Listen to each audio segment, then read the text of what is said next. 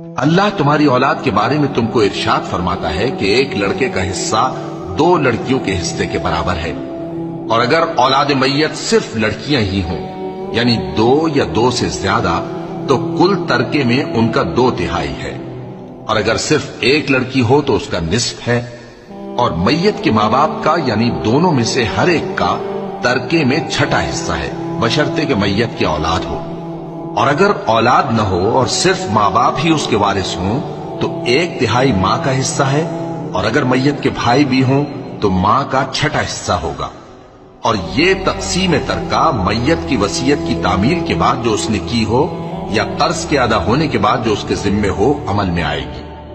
تم کو معلوم نہیں کہ تمہارے باپ دادوں اور بیٹوں اور پوتوں میں سے فائدے کے لحاظ سے کون تم سے زیادہ قریب ہے۔ یہ حصے اللہ کے مقرر کیے ہوئے ہیں اور اللہ سب کچھ جاننے